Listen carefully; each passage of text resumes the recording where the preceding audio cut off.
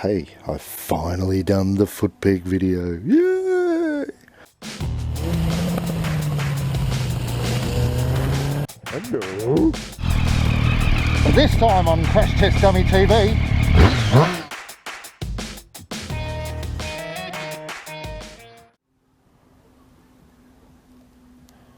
Oh, sorry. I'll take my mask off. Hello all. This has been my view for a few months now during this whole pandemic thing. I had someone message me. I've had a few people message me actually. One recently from Marty Bladfast was, am I still alive? Well, yes I am. Like a lot of people around the world. We're just sheltered in our own little bubbles, trying to weather out this storm, let's call it. My daughter calls it storm. Not what the video's about, but I decided, I got a SR250 in mothballs. I decided let's turn it into a scrambler. So there'll be a more still image video, but a video kind of nonetheless, a montage, whatever. Anyway, polished and anodized and all sorts of things, painted, rear bar, etc. Got a quote for someone else to do the covers this time. They can't fix that, but yeah, $60 each. It's not a bad price. A lot easier than me doing it. Anyway, what this video is about is I had another person, I think a couple of months ago now, he wanted to know how these were put together. Could I do a video on the front foot pegs? Which, that's about the 4th or 5th comment in the time that I've had that video up. So, I best do one, huh? Now I am dropping the oil at the same time, and the whole reason why I've got to take the foot pegs off is so I can get to the oil filter. I'll just pop the... and I had to do a new crush washer as well, which I went to the local car store, car auto parts, because it's easier and cheaper. Alright, now this is all loose already. Where's that nut? Oh, come on, one of these. It's supposed to be falling off about now, you know, had it all prepared for the video. No, it's not going to let me.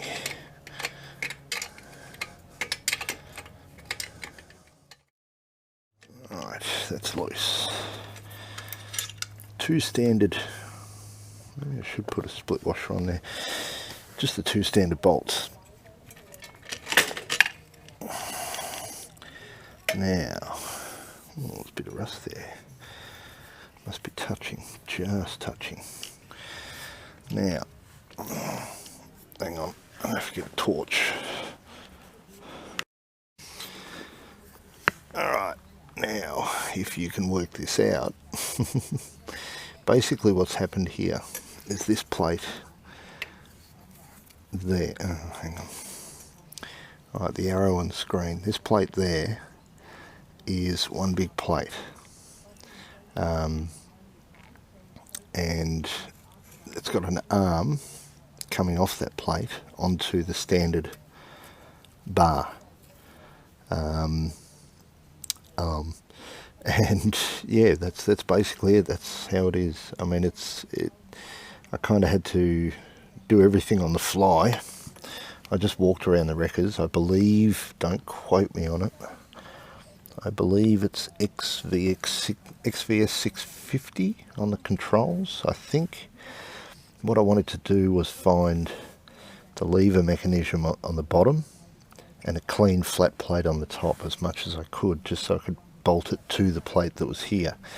So if you're going to do these type controls, build some sort of angle welded, you know, off the existing bar, and have it as vertical as you can, or, you know, pre-plan, and then just bolt the new one onto it. I've got to take the other side as well off, so I'll show you that too.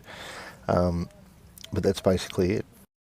When you are putting the plate on, how you have it, you've got a couple of levers you've got to watch, because this master cylinder is mounted there, so positioning this plate forward or back is going to alter this lever.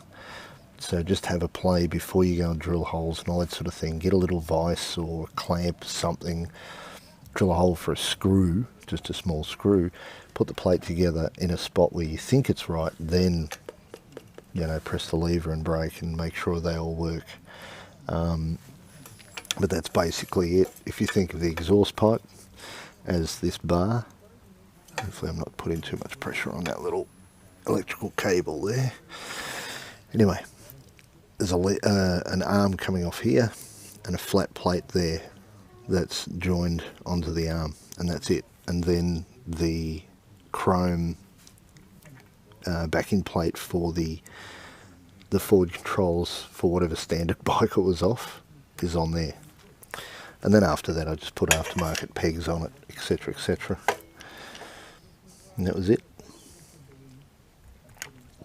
So yeah, I'm not sure what this is off, but yeah. And one day the plate under here, I think, yeah, it's just past this bolt and then it comes down and cuts in. So I want to get rid of all this excess one day. Just cut it off, paint the chrome. The thing with that standard bar, just grind down the bit you need to weld onto and then paint it black, or silver or whatever, and that way you get to keep all your chrome. Anyway, I'll let that sit somewhere there.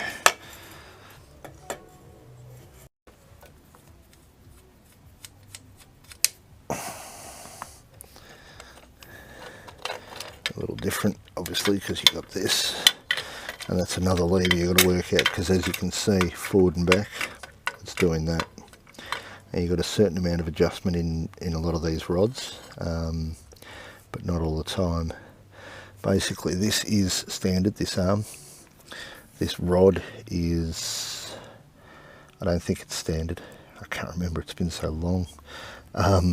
You may have to go to the records, get a longer or short one.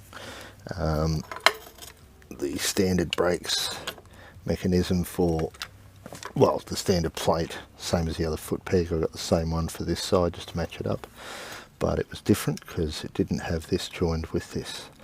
So I just used the plate itself, drilled a hole, put it through, and a couple of washers to accommodate, as well as a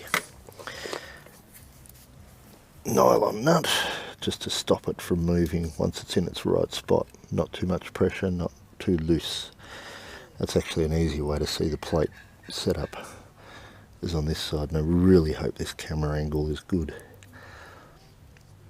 Just an arm coming off and a joiner plate, and that's it. Done. Make sure you look from the front of the bike, and the width, where these bars are, where the edges are, and where you need to put those mounts, because you might have to do this one a little bit further out. Yeah, but figure that out as you go. There's a little bit of geometry and mathematics, but it's, look, I failed both at school, so you should be able to work it out. Any questions, let me know in the comments. Anyway, I'm going to stop waffling on. I've got an oil change on this. I've just done the plugs, I've just done the air filter. Was coughing and spluttering before. Plugs were black as all hell, so actually I'll pull the plugs out. It's been a while on the air filter. The beauty of this though, because I've got that bit of metal around it, is I can flip it around 3 times, I think it is. I think it's rich. I think it's burning a bit rich. What do you think? Let me know in the comments. I think I've never done the carbies on this. I got the carbies with the box of bits and put them on, and they seem to work nice. Coughed and spluttered for a bit until I adjusted up the how much I needed to block off. Apart from that, it still goes. I look for running, not total ultra tuned performance. As long as it run. If it ain't broke, don't fix it. Thanks to this guy for reminding me, because he's not the only one. He's not the first one that's asked. You know, people are just looking for ideas, looking to see what they can do. And to everyone else, yes, I am still alive. I'm busy. I'm doing stuff. What have I done? Oh, this is the latest. This is like 6 weeks work. The time on now is I can't get paint cans. I can't get fork seals. I can't get gaskets set for the motor. I can get some other bits. So it's kind of almost stalled. The BMW F650, I've done crash bars for the front. I've done pannier racks for the rear. They're all taken photos, if not a little bit of video. The SR500, I put finally the rear rack on, the rear pack rack. A few bits welded on there. Lots of welding on the crash bars and panniers. The Z still needs the carbies done, and then that's it. That can go on the road. I'm getting kind of sidetracked. Anyway, I'll speak to you all soon. Again, don't worry, don't despair. I will come back. Catch you all later. Have a goodie. Ride safe out there. Take care. Don't breathe in anyone else's face for a little bit. And hold back on the hugs for a while. Alright. Bye.